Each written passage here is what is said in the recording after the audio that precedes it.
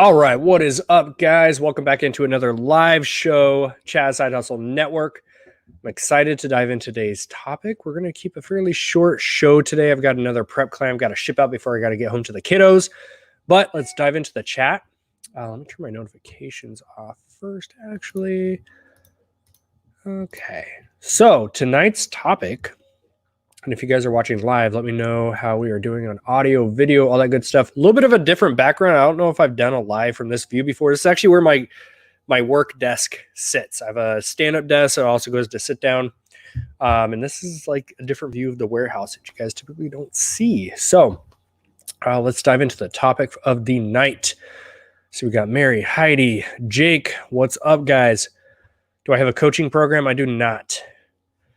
I do not have the desire or the time to do one-on-one coaching. It's very, very time consuming to do. I love doing it. I've done coaching and mentoring stuff before, but very time consuming.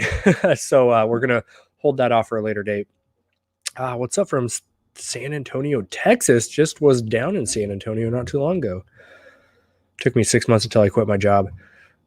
All right, so that's actually a great segue. I'm curious where everyone is at in their business. Are you full-time? Have you quit your job? Do you even want to quit your job? We'll dive into that topic too. This is all based around going from a job to full-time, reselling, the pros and the cons, all that good stuff. I quit my job 2 weeks ago. Should I have waited for this video? Well, congrats on quitting. Hopefully it was a good transition for you. So we'll just dive in real quick. Where we're at, because I know we have a lot of new viewers coming into the channel every single week. Some of you have not seen the older videos or seen where we came from. I highly recommend you go watch some of the older videos and vlogs that we've done, because we started this whole resale business selling products on Amazon, eBay, right out of our garage for the first 2 years. That's what we were doing. We eventually transitioned into a little 600 square foot little warehouse space. And then now we have this space, which is not much bigger. We have about 1,000 square feet down here on the floor. And then we have a little tiny 500 square foot clothing shop that's open to the public. And then we have an upstairs where we store all our eBay stuff. So that's kind of like the transition we've taken over the years. As far as the job goes, I didn't put bullet points or anything like that, because I just want this kind of be open-ended conversation based on what we have in the chat here, comments and questions. So when I quit my job, and this is a big misconception. People always think that reselling is why I quit my job. I quit my job before I even knew what reselling was. What I mean by that is my former career, I was self-employed as a massage therapist and personal trainer. That's my backstory. So I had already quit my job. My side hustle was then building my own clientele on the side, because when you work for some type of company or corporation, whatever, you are in that. Same thing with personal trainers, hairstylists, massage therapists, anyone who works with clientele. The clients belong to the company. They're not technically yours to take with you. You're not supposed to take them with you, but anyone who has worked with clients and left and went somewhere else, we all have a little list of people we take with us. So that's what I had eventually done. And my side hustle was building up my own clientele list on the side. So I eventually quit my job, went full-time working for myself, but I definitely was not reselling at the time. I didn't even know. I knew about eBay. I didn't know third-party sellers were allowed to sell stuff on Amazon. Like, I had no idea about that world until we stepped into it. Then the next step was we got into reselling as a way to supplement the income. And what I didn't realize was it was going to start scaling pretty quick, because I was putting a lot of late nights in our garage until midnight, 1 a.m. This is after I had worked on 6 clients already. Maybe I did some personal training as well. And then after my main job was done, it was then the side hustle hours, which were from like 8 p.m. until midnight. And I did that for many, many, many months. Trista, my wife, eventually quit her job. And that leads into today's conversation.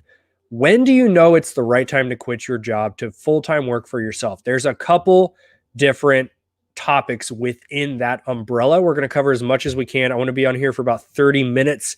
And then unfortunately, I do have to hop off after that, go finish up some client shipping. But when it comes down to you making a decision to quit your job, number one, and these are just not in any specific order, these are just random tips that have based on our experience, And if you guys have any tips of your own, feel free to comment in the chat below.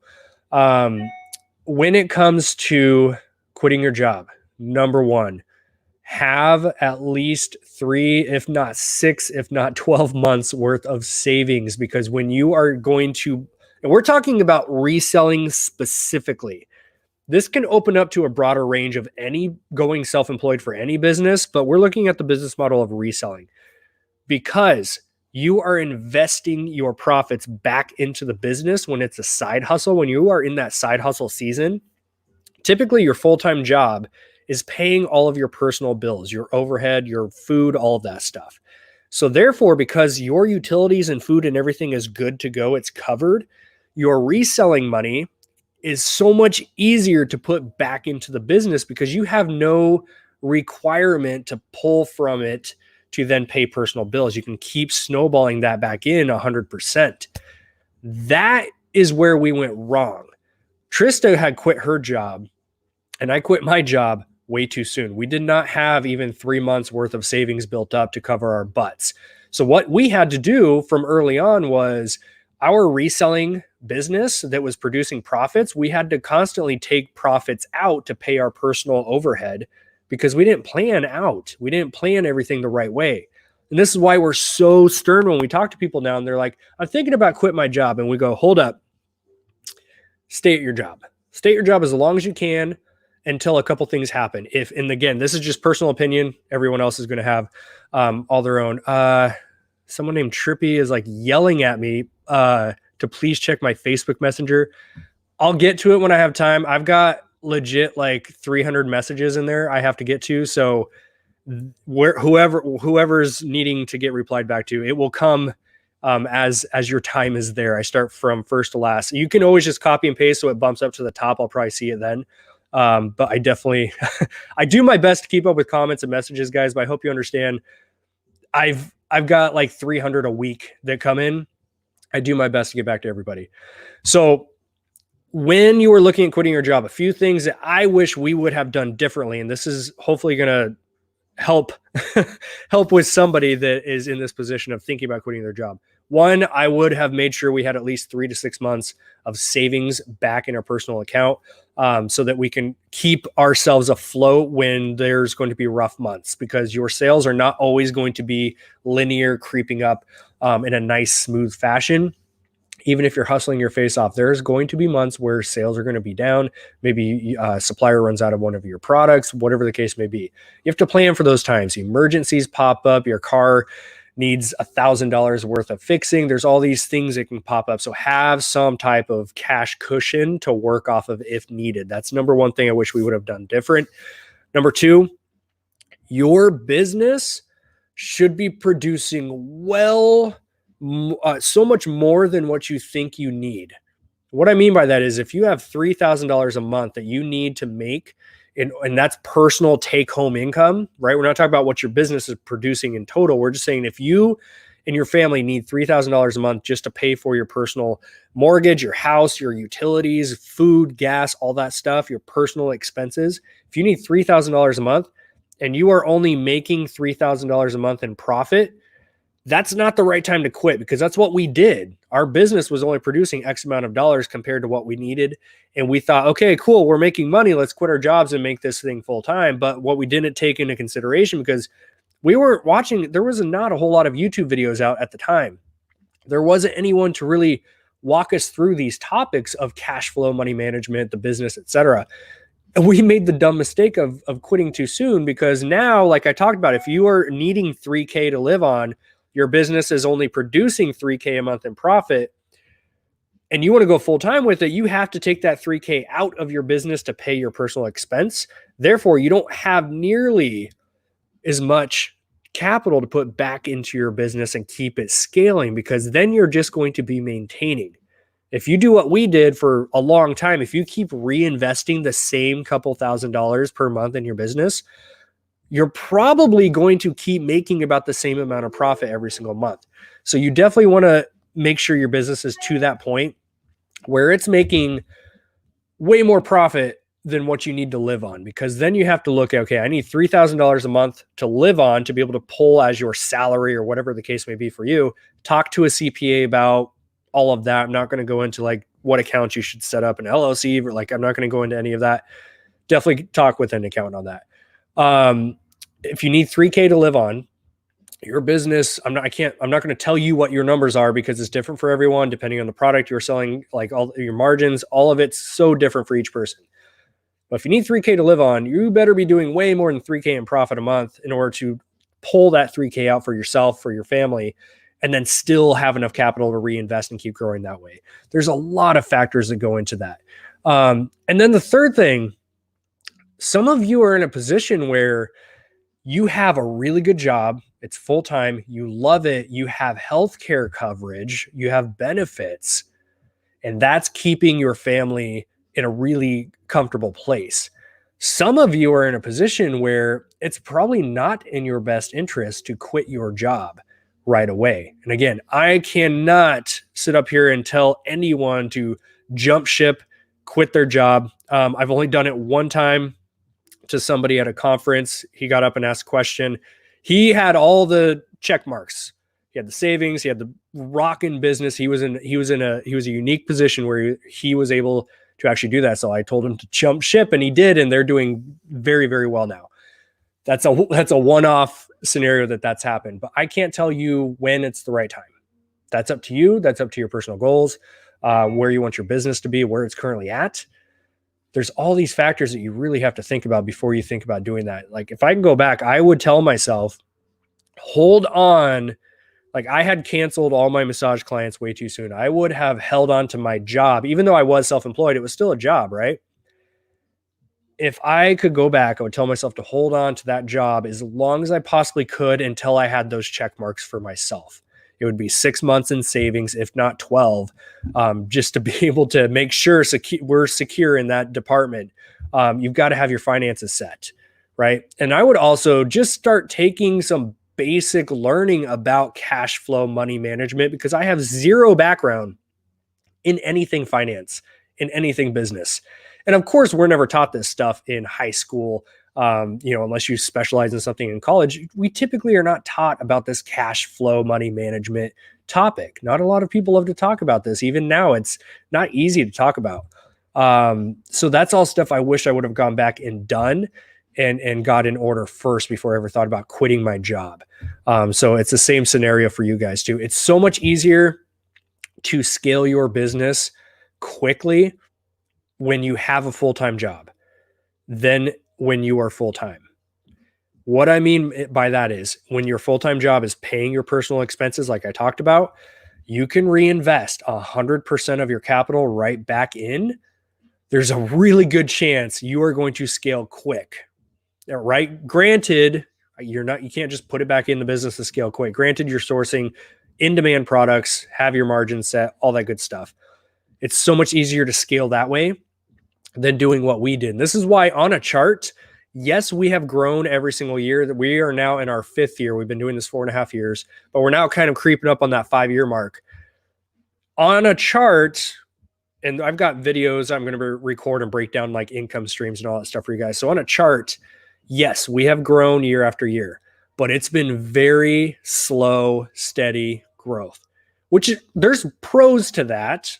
Don't get me wrong. And it's I'm in a position too. I struggle with comparing myself to other people that I look and they've only been doing this 2 years. And all of a sudden it's like, boom, they're doing $500K a year and $1 million a year, which is where I tell myself we should be there after 4.5 years, you would think. But I also have to remind myself, everyone's got different context. Everyone's got different scenarios. I know that we have not invested as much capital as we need to be that $500,000 or that 7-figure company, right? So it really comes down to each different case, every single different scenario. And I can't tell you guys when to quit your job. I can't tell you what you should have in your savings account, because it's different for each of you. Some of you that live in Cali are going to have far bigger expectations for yourself and requirements for finances than somebody who lives in Texas. Okay. So it's also depending on your region is a huge part as well. I think I have on track here, so hold on real quick. This Chaz. Nope, marketing call. I've got my door locked. I have a note up there. They're supposed to call me for a door code if they need it. But point being, every scenario is different, and you really need to sit down and figure out what that scenario looks like for you. So if you want simple to do, step one, how much would you need? Or look at it this way. In your emergency fund, if you don't have 3 months of a savings account built up, that's step one. Get a cash cushion, emergency fund, whatever you want to call it. And you just figure out how much do we spend every single month just to survive your utilities, your bills, your mortgage, your food, your gas, the basic necessities. How much do we spend every single month? And then you just multiply that by 3 and then just add some after that because you want to have a nice cash cushion. That should be step one, right? That's something that we had to figure out early on. And there was a lot of tight months where it was like, holy shit, I don't know how I'm paying rent this month. We've been through those. It's not fun. So that's definitely what I would recommend. Get your finances straight. If you don't know how to manage your cash, your cash flow, your money management, all that, you need to figure that out.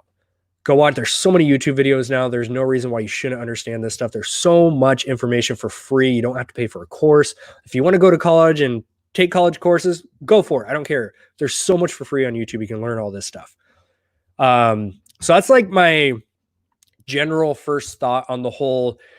And this all popped up because I just talked to somebody the other day through DMs, and they were in that position. They're like, hey, I'm doing really well with my resale business.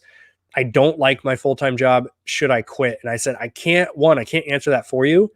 But 2, you have to know your situation. Just because you don't like your job is not a good enough reason to quit if it makes financial sense for you to keep that job for a while your business scales to a point where you know for sure if you quit, you would be well off, right? And then there's the flip side, which was our situation. We didn't have the savings account. Our business was not doing as much as it should have been doing to justify us quitting a job.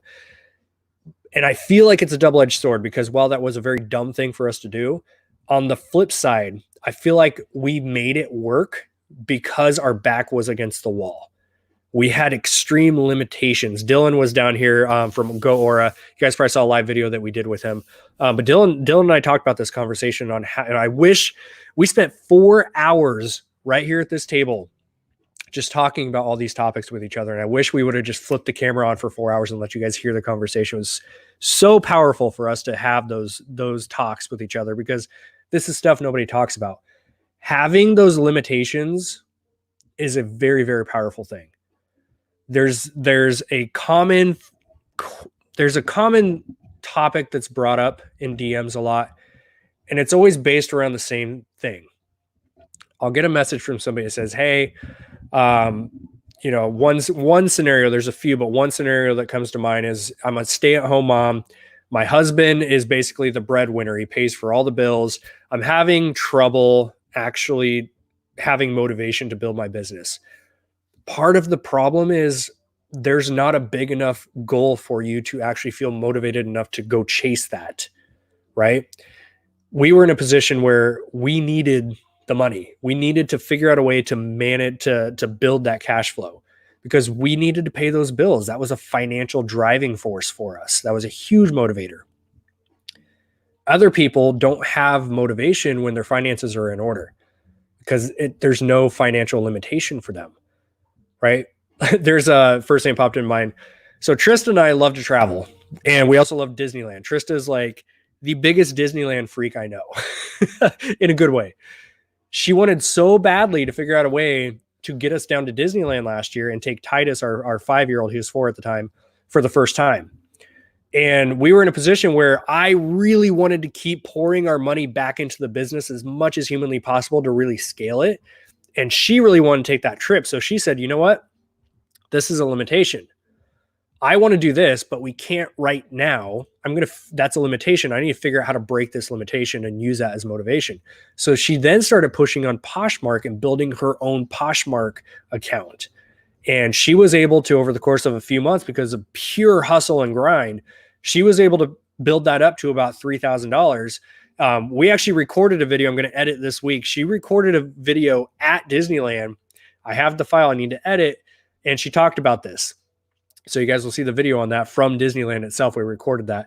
And she was able to pay for that whole trip, which for me felt great. I'm like, we didn't have to pull anything out of like the Amazon and eBay income to pay for that like we would typically have to do. So limitations can be a very good thing. I feel like that's why we made this work. It's been a lot slower growth than I would have liked, but it worked because we had those limitations. So if you're in a position where you have no motivation, you've got to assess what you're even going for. A lot of people don't have clarity in their goals. A lot of people sit around and say, I would love to do 50K this year. I would love to do 6 figures, but it's always just a want. There's no clear definition of why you need to hit 6 figures, why you need to hit 50K. Do you want to take extra trips with your family? Do you just want to pay off your debt? You have to get clear, crystal clear with those expectations on yourself.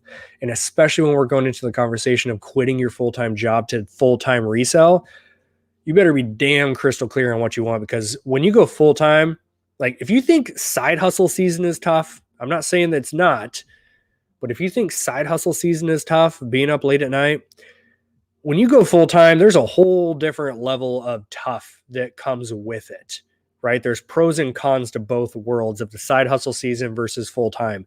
And there's a lot of people that really don't even need to go full-time. Some of you are doing 20, 30, 40, 50K a month as a side hustle. I know I've talked to many of these people and they're perfectly happy. They've got a full-time job with the health benefits and all that good stuff. There's a roof over their head that they don't have to worry about because it's paid for by their job, and they can just keep building their side hustle into a full-time income by itself in a lot of cases. So that's kind of just like my thoughts I wanted to pour out onto a video.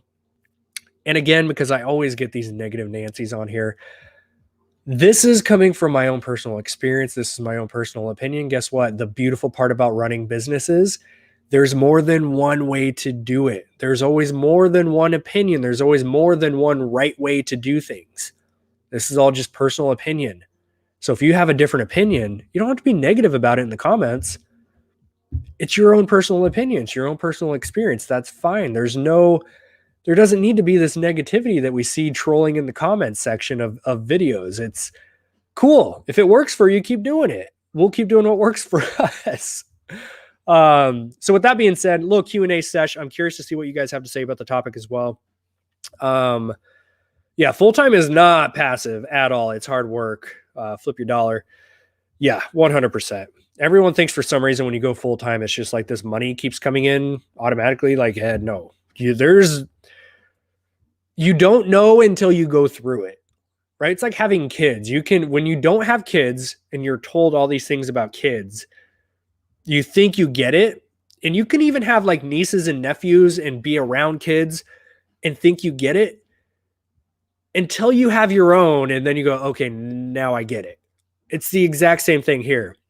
You won't ever truly get being a full-time like reseller until you go full-time, and then you'll understand the ins and outs.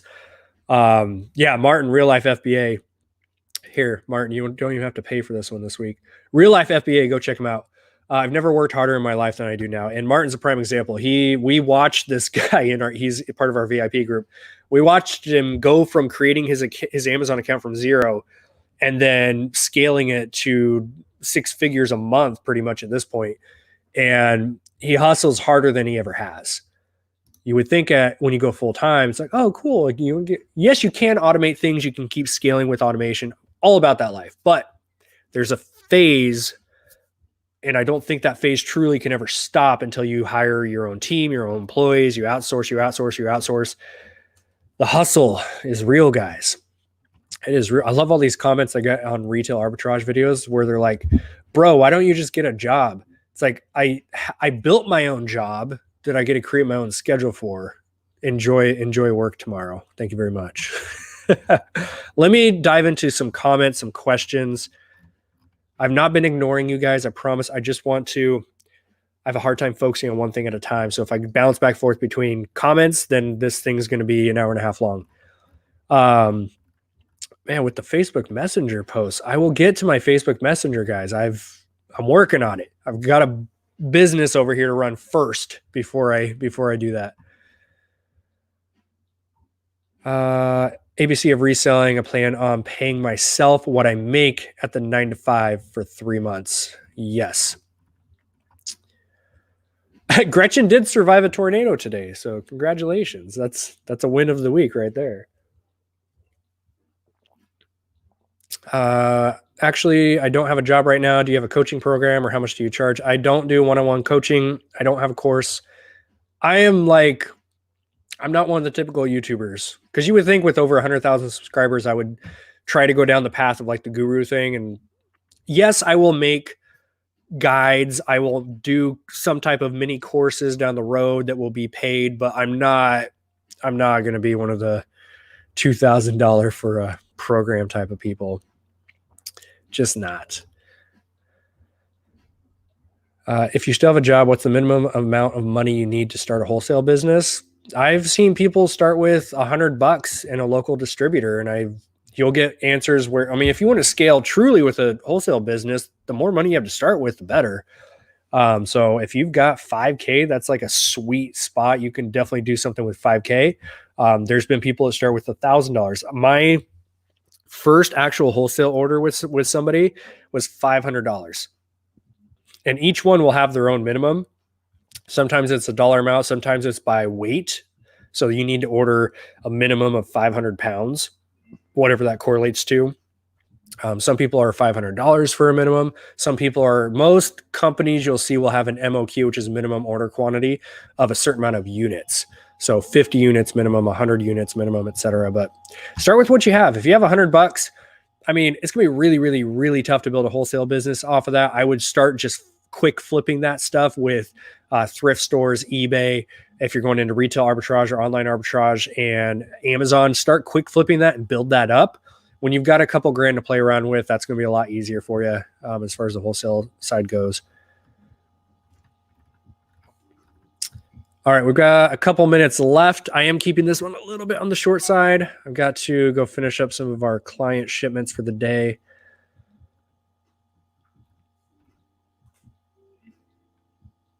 Anyone have a channel we have not checked out? Love supporting all resellers. Awesome. And I saw you just subscribed to the channel, so thank you very much. Yeah, if you guys have any other YouTubers you want to plug, feel free to. We are all about sharing the love around here. That's the beautiful part about YouTube and all of us resellers that love to get on here and just do videos is you've got so many different business models, so many different tips, so many different business plans you can follow, different pieces of advice. You can take 10 of us YouTubers, line us up in a panel, and ask us all the exact same question. You're probably going to get 10 different variations of answers. It's very rare that you find two people that do the exact same business in the exact same way. You can even take two people that both source at estate sales and flip on eBay. You're probably going to have two totally different business models, two sets of tips and tactics. There's no true one right way to build a resale business. There's 7-figure sellers who flip thrift store goods onto eBay. There's 7-figure sellers that do retail arbitrage on Amazon. There's 7-figure private label sellers. There's 7-figure wholesale sellers. There's 7-figure OA sellers. There's 7-figure sellers in every category, every method. So it's not about what's the best one. It's about what's the one you want to do. What's going to make sense for your financial situation? What's going to make sense for what you enjoy? And guess what? Sometimes in order to get your finances in order, you have to do the ones you don't enjoy as long as they're producing the most amount of profits for you and they make sense financially. Suck it up for a little bit and start doing the stuff that you don't exactly enjoy right now until you get to that point where you can scale and grow into what you are actually going to enjoy long term.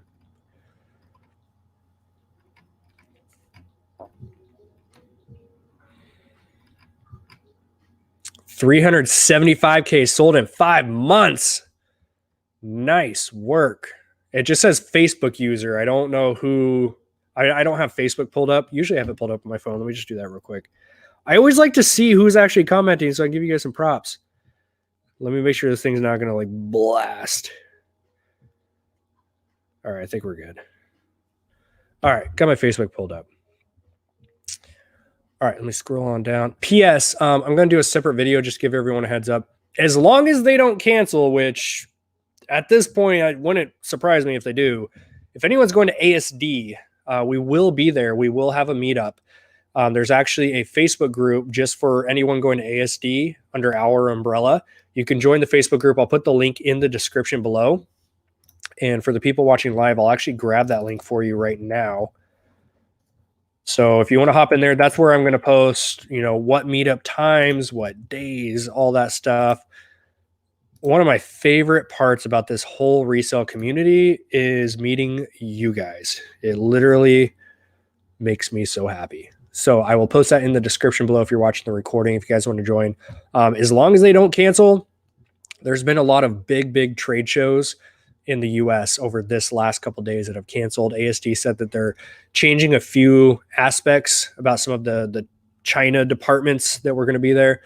But as far as we know, they are still on. But if anyone's going to Vegas, even if you're not going to ASD, if you live in the Vegas area and want to come to the meetup, it's open invite. Yes, eBay addicts. I was just talking today about having multiple streams of income. 100%. Do you guys understand why this channel is even called Side Hustle Network? It's building multiple side hustles. We've preached that since day one, 4.5 years ago. We decided we'll start with Amazon. We'll bring in eBay. Of course, we had no freaking idea the YouTube channel would do what it has, right? No one ever starts YouTube thinking like, oh, I'm going to make some money with this someday. No, we just wanted to document our journey. And then it turned into, we get YouTube AdSense revenue, we get affiliate kickbacks, we get to do promoted stuff. We have our VIP group, our daily OA list group. We now have the prep center, all about the multiple streams of income if built right. Because I learned, and I have video ideas. I wanted to talk about all this in different videos, but real quick, I learned over the course of the last 4.5 years, I was burning out. Usually one good burnout per year. And they're like every other month I'd have these little tiny, I need a few days off burnouts. It was happening because I was trying to manage and build it all myself until I finally got to the point where I'm like, I cannot physically and mentally build and scale all of it myself anymore. And I say myself as Trista and I, because obviously she plays a role with this all too, but we just got to the point where we can't do everything ourselves. So we started outsourcing, we started hiring help, we started getting software and tools that help out. We started delegating things out to our team so that we can continue focusing on the profit building activities. And that's all stuff I've got video topics and ideas I'm going to share with you guys, but multiple side hustles, all about that life. That is hands down my favorite topic to talk about. How can you find product when you live in a small city in Canada and we don't have Goodwills? I don't live in Canada, but I get that because we live in a small town as well. It's a 45-minute drive for me to get to my nearest big retail stores. How can you find product when you live in a small city? If you want to go down the route of physically buying product, there's no way around it. Unless you want to hire somebody to go shop for you, you have to be willing to do the driving. That's what it comes down to. Everyone's got these here's 5 ways you can source around and save time. You've got to grind. Retail arbitrage, thrift store hopping, it is a grind. It is a hustle. So you've got to be willing to schedule out those days. Creating a schedule for yourself, a routine to follow, is my biggest tip I can give you because that's what I follow. 1 day a week, I'll do a big day. So I'm out for 12 hours and I'll hit 12 to 15 stores on those days, depending on sometimes I'll hit 20 stores if I'm doing these little 10-minute hops. And then other times I'll just go out for 2 or 3 hours, go to 3 or 4 stores and then come back. All depends on what you want to do. I would recommend you start looking into, if you're doing Amazon, you can even do it with eBay technically. If you're doing Amazon, look into some better methods, right? If you can't physically go out and drive all the time, online arbitrage. There's people who crush online arbitrage. Shout out to West Coast Goods and Gems. These guys are a prime example. They do a lot of online arbitrage onto eBay, which is not traditional. A lot of people do online arbitrage onto Amazon. So they're an example of you can do it. So the deals are out there. Online arbitrage, definitely my first recommendation. Number 2 would be wholesale. Number 3, private label. We don't talk much about private label at all on here because I don't talk about stuff I don't know anything about, right? I get guest speakers on for that stuff. We don't talk much wholesale because I'm not doing a whole lot of wholesale right now. This year, yes, I am going to be doing much more. So as I get more experience, of course, I'm going to hop up here and share with you guys. But I would definitely look into online arbitrage would be your best one. And then there's some other tactics too, where you can start posting up ads. So if you're doing eBay, you can start posting up ads for certain types of products you are looking for, like the We Buy Houses signs. Do the same thing on Facebook Marketplace, Craigslist, OfferUp, and start building those relationships with people that can bring you products so you don't have to physically go out and find it. Farm Girl Scavenger, what's up, Noel?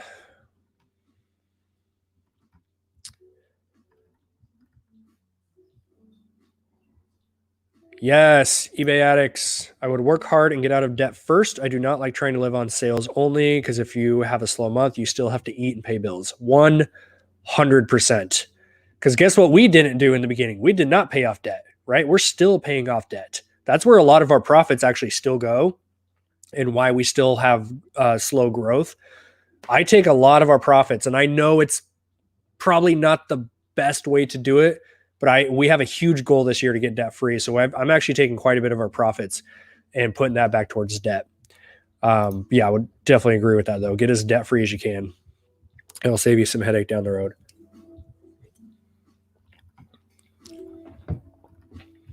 All right, let me hit some last minute questions. And then I've got to go do some work. Charles Taylor said, I need to hit 7 figures mostly for my ego. And that's totally what some people's agendas are.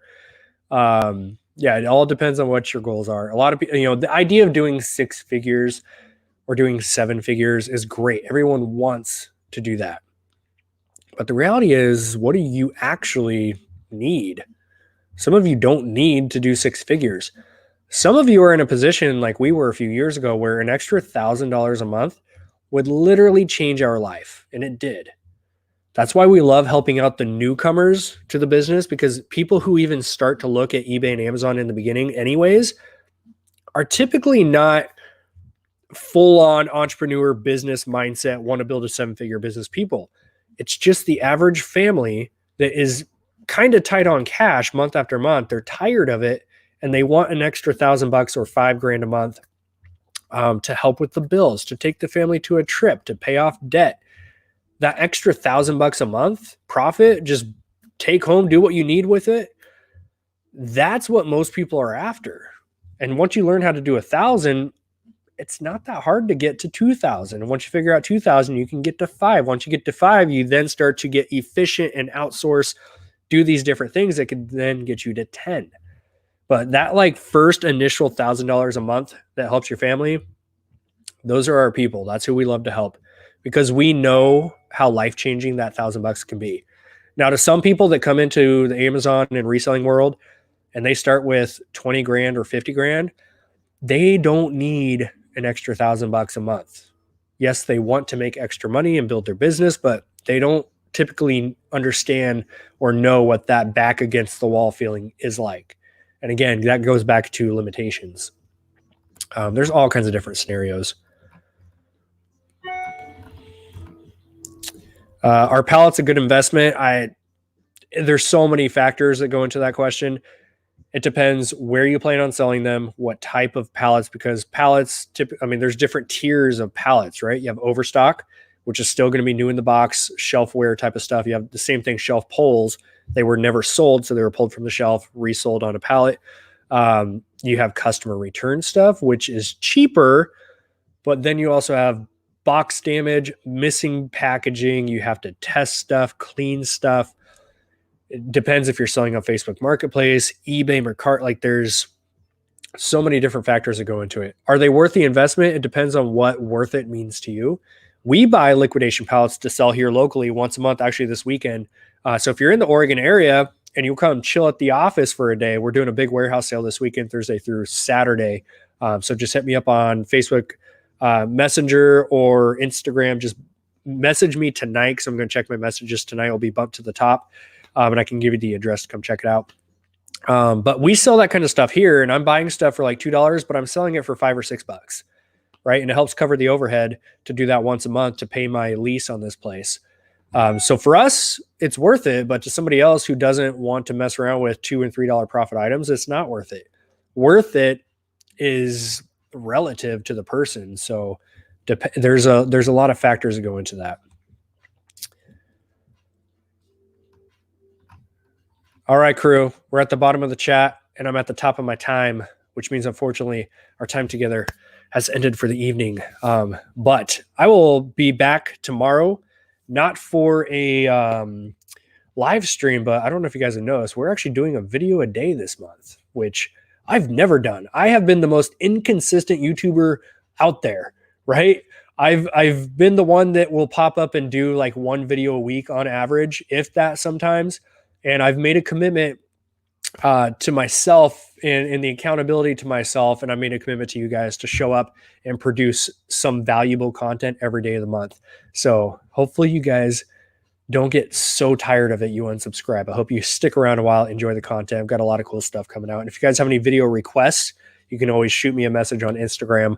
IG is probably one of the quicker ways to get a hold of me. And if you guys have any video ideas or content you want me to come up with, more than happy. We're pretty much an open book, right? Unless you're asking who my direct suppliers are, I'm pretty much an open book for anything you guys want to ask and talk about. But aside from that, thanks for tuning in. It's been Chaz, Side Hustle Network. Peace out, crew. We'll see you next time.